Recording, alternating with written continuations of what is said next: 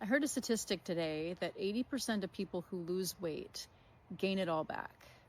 And on some level, I think I knew that, but hearing it as a statistic made me really stop and think, what am I doing, or what have I been doing to help people be more successful? And, over the years, I've helped over 100 people, 150 people, I think, successfully lose weight. But how many of them kept it off, I don't really know, because not all of them stay in my world. But I suspect that probably more than half probably did. So it makes me question, how am I supporting people, or how could I better support people as a coach? And I do spend a lot of time talking about mindset, talking about how are you relating to food? What do you use food for outside of nourishing your body? Are you using it to entertain yourself? Are you using it when you're lonely? Are you using it when you're stressed? Are you, do all of your social activities, family activities, traditions all revolve around food? I had a client who said that every time he and his family would travel, the itinerary was almost 100% around food. Where they were going to go for breakfast, where they were going to go for lunch, where they were going to go for ice cream, where they were going to go for dinner. Everything revolved around food. We can't live that way and expect to be able to sustain a healthy weight. Food obviously has a place in our lives in terms of enjoyment. Yes, I am not suggesting otherwise. But when food is the center of all of your activities, all of your family activities, your travel, when it's the way you cope with stress, when it's the way you cope with loneliness, when it's the way you stay awake to work, it's not sustainable to do that and have health. So we need to really look at, who do we need to become in order to achieve the health and the weight that we want.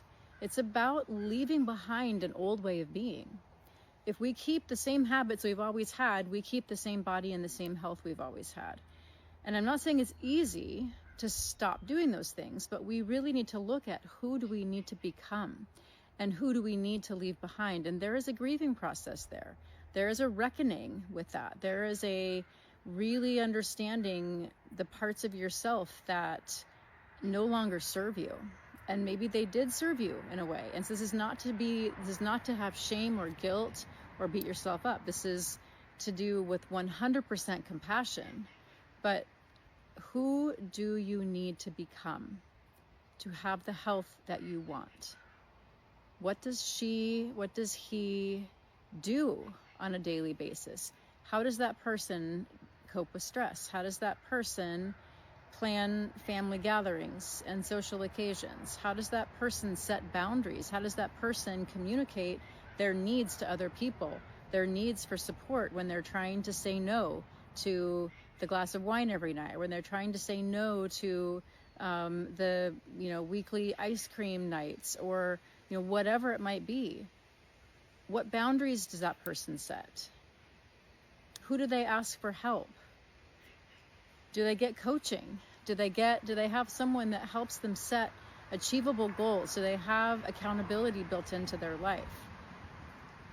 We have to show up differently. We just have to. I'm on my own journey with all of this. Do I want to shed a little weight around my waistline? Yeah, absolutely. When I did my program, I got down to a too low of a weight. I lost, 15 to 20 pounds, which I didn't really have to lose. But I did it because I wanted to follow my program exactly to the T, which I did. And I gained probably 75% of it back. So this is, the program worked, but what didn't work was me resuming old habits, me falling back into the habit of sitting down at my computer with a bowl of nuts and dark chocolate to snack on throughout the day, me having after dinner snacks. I am known as kind of the snack queen. My cabinets are full of stuff. and I have some discipline around it, or I would be I'd have a much bigger problem with my weight. But I still have those habits. I still have some bad habits around snacking, around grazing. And so I can't have those habits and have the health and the body that I want. I have to step into a new way of being. And this recent experience with high blood pressure has also taught me that there are some other things I need to do to really take care of my own health. So practicing more meditation, practicing more mindfulness, doing my breath work, getting in my sauna, doing all the things to take care of my nervous system, which also mean that I am going to take care of the rest of my health. And I'm going to stop with the grazing. I'm going to give my body nice breaks between meals. I'm going to get back into some intermittent and some longer term fasts. Who do you need to be? This is not about white knuckling it. This is not about more willpower. This is not about yet another diet, another fad. It doesn't have to even be GLP-1s. It means stepping into a new way of being with compassion and love and acceptance for who you are, but also with the resolve that you want to show up differently. You can love yourself and accept yourself for where you are, and also desire to welcome in a new way of being. Both things are possible. So I would encourage you to ask yourself that question: who do I need to become?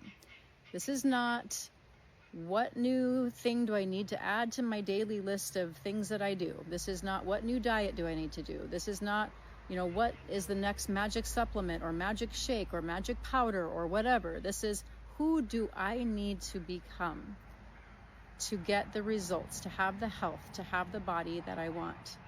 Because most of us have some room to improve. Most of us, myself, other health coaches, none of us are perfect. None of us. We all have areas that are blind spots and weak spots that we need to work on. And we should always be trying to shed old versions of ourselves that no longer serve us and are not going to get us to where we want to go. And then welcome in those new ways of being. It's growth, my friends. It's called growth. We are not meant to stay stagnant. We are meant to grow and evolve and step into those ways of being. They're going to get us where we want to get to. So just some thoughts for a Saturday evening. Hope you're having a wonderful weekend.